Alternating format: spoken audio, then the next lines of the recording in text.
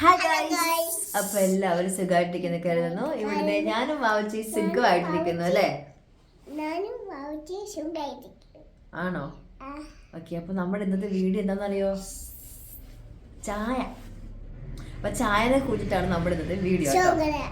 അപ്പൊ നമ്മുടെ വീഡിയോയുടെ എല്ലാവർക്കും സ്വാഗതം.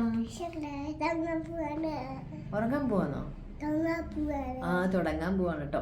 അപ്പോൾ ചായനെ കുറിച്ച് എന്താ പറയാൻ വച്ചാല് ഞാൻ കുറച്ച് കാര്യങ്ങൾ പറയാം കേട്ടോ. അപ്പം ഇവിടെ നാട്ടിൽ വന്നതിന് ശേഷം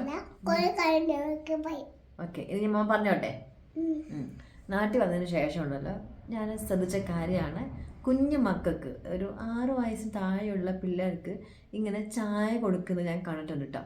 അപ്പം ചായ, പിന്നെ കട്ടൻ കാപ്പി, പിന്നെ കോഫിയൊക്കെ കൊടുക്കുന്നത് കണ്ട്.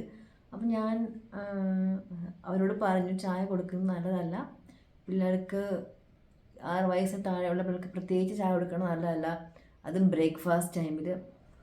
ഞാൻ അവരോട് ജസ്റ്റ് സൂചിപ്പിച്ചു, പക്ഷേ അതവർക്ക് അത്ര ഇഷ്ടപ്പെട്ടില്ല. ഞാൻ പറയാനുള്ളത് പറഞ്ഞു. അപ്പം അതാണ് ഞാൻ ഇന്നത്തെ വീഡിയോയിൽ നിങ്ങളോടൊന്ന് ഷെയർ ചെയ്യാൻ ഉദ്ദേശിച്ചത് കേട്ടോ.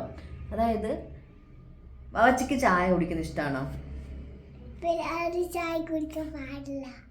പിള്ളേർ ചായ കുടിക്കാൻ പാടില്ല അല്ലേ? എന്തുകൊണ്ടാണ് ചായ കുടിക്കാൻ പാടില്ലാത്ത? അല്ല, എന്തുകൊണ്ടാണ് ചായ കുടിക്കാൻ പാടില്ലാത്ത? അത് ഹെൽത്തി അല്ലല്ലോ. Healthy option. അപ്പം റീസൺ എന്താണെന്ന് വെച്ചാൽ, ചായ എന്തുകൊണ്ടാണ് കുടിക്കാൻ പാടില്ലാത്ത റീസൺ ഞാൻ പറഞ്ഞുതരാം കേട്ടോ.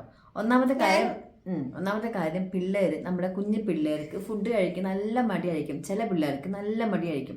അപ്പം ഈ കുഞ്ഞു പിള്ളേർക്ക് മടിയുള്ള സമയത്തായിരിക്കും ചില അമ്മമാരോ ആരെങ്കിലും ഒക്കെ ഇങ്ങനെ ചായ കൊടുക്കുന്നത്. അപ്പോൾ അവരോർക്കും ചായ കുടിച്ചെങ്കിലും അവരുടെ വയറ് നിറയട്ടെ എന്നോർത്തിട്ടായിരിക്കും കൊടുക്കുന്നത്. പക്ഷേ ചായ കുടിച്ചു കഴിഞ്ഞാൽ പിന്നെ പിള്ളേർ ഒന്നും വേറെ ഫുഡും കഴിക്കത്തില്ല ആ സമയത്ത്. അപ്പോൾ ചായ കുടിച്ച് വയറ് നിറയും. ചായ കൊടുക്കാൻ പാടില്ല എന്താണെന്ന് പറയാൻ കാരണം എന്ന് വെച്ചാൽ, ഈ ചായക്കകത്ത് അല്ലെങ്കിൽ കാപ്പിക്കകത്തൊക്കെ ടാൻ ഉണ്ട്. അപ്പോൾ ഈ ടാൻ നമ്മുടെ വയറ്റിൽ പോയി കഴിയുമ്പം നമ്മുടെ അയൺ ഡെഫിഷ്യൻസി കുറയ്ക്കും. അപ്പോൾ അയൺ ഡെഫിഷ്യൻസി കുറയുമ്പോൾ പിള്ളേർക്ക് ഓട്ടോമാറ്റിക്കായിട്ട് അയൺ കുറയത്തല്ലേ ചെയ്യത്തുള്ളൂ. അപ്പം പിള്ളേർക്ക് അതിൻ്റെ കുറച്ചിലുണ്ടാകുമ്പം അതിൻ്റെ എന്തെങ്കിലുമൊക്കെ പോരായ്മകൾ കാണും. അപ്പം നമ്മൾ എന്താ ചെയ്യുക? ചായ കൊടുക്കാണ്ട് പാല് കൊടുക്കുക. പാല് കൊടുക്കുകയോ അല്ലെങ്കിൽ ജ്യൂസ് ഐറ്റംസ് ഒക്കെ എന്തെങ്കിലും കൊടുക്കുക. വീട്ടിലുണ്ടാക്കുന്ന ജ്യൂസ് കൊടുക്കാം അല്ലേ വാച്ചി? ജ്യൂസ് കുടിക്കുകയാണെങ്കിൽ അത് ഹെൽത്തി ഓപ്ഷനാണ്. പിന്നെ വേറൊരു കാര്യം എന്ന് വെച്ചാൽ, ചായ കൊടുക്കുമ്പോൾ ചായക്കകത്ത് 1 സ്പൂണോ 1.5 സ്പൂണോ ഒക്കെ ഷുഗർ ഇട്ട് ഇളക്കി നല്ല പാൽ പായസം പോലെയാണ് ചായ കൊടുക്കുന്നത്.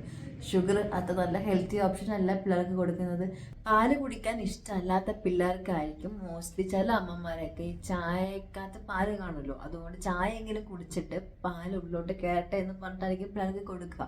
പാല് കുടിക്കാൻ താല്പര്യമുള്ള പിള്ളേരാണെങ്കിൽ വേണമെങ്കിൽ ചീസോ തൈരോ യോഗട്ടൊക്കെ ഇടയ്ക്കില്ലേ അതൊക്കെയോ പിന്നെ ക്യാഷോ ഇതൊക്കെ നമുക്ക് കൊടുക്കാം അവർക്ക്. അപ്പോൾ നിങ്ങൾ അതൊന്ന് ശ്രമിച്ച് നോക്കണം. പിള്ളേർ ടീനേജൊക്കെ കഴിയട്ടെ, അവർ ചപ്പോ ചായ കുടിക്കണമെങ്കിൽ അവർ ചായ കുടിക്കട്ടെ. ഇപ്പോഴേ നമ്മൾ കുഞ്ഞു പിള്ളേരെ നിർബന്ധിച്ച് ചായ കുടിപ്പിച്ച് ശീലിപ്പിക്കേണ്ട എന്നാണ് എൻ്റെ ഒരു അഭിപ്രായം. അതൊരു നല്ല കാര്യമല്ല. അതുകൊണ്ടാണ് ഞാനൊരു പെട്ടെന്ന് തന്നെ ഒരു വീഡിയോ ഇങ്ങനെ എടുക്കണമെന്ന് തോന്നി കേട്ടോ. അപ്പം മാക്സിമം നിങ്ങൾ ചായ കൊടുക്കാൻ ശീലിപ്പിക്കാണ്ടിരിക്കുക, നല്ലതല്ല, അതൊരു ഹെൽത്തി ഓപ്ഷൻ അല്ല. അതിന് പകരം ജ്യൂസോ വെള്ളമോ മിൽക്കോ കുടിക്കുക. മിൽക്ക് കുടിക്കാൻ താല്പര്യമില്ലാത്ത പിള്ളേർക്ക് ചീസും യോഗട്ടും കേടും മറ്റേ ക്യാഷ്യൂ അവർക്ക് വരുന്നുണ്ട്, ക്യാഷ്യൂ എന്ന കുറേ അങ്ങനത്തെ ഐറ്റംസ് ഒക്കെ കൊടുക്കുക. അപ്പോൾ അത്രേ ഉള്ളൂ നമ്മുടെ വീഡിയോ എന്നിട്ട് ഞാൻ ജസ്റ്റ് പെട്ടെന്ന് ഷെയർ ചെയ്യാൻ വന്നതാണ്. അപ്പോൾ നമ്മൾ നെക്സ്റ്റ് വീഡിയോ ആയിട്ട് വരുന്നവരെല്ലാവർക്കും bye bye. Bye bye. Tata.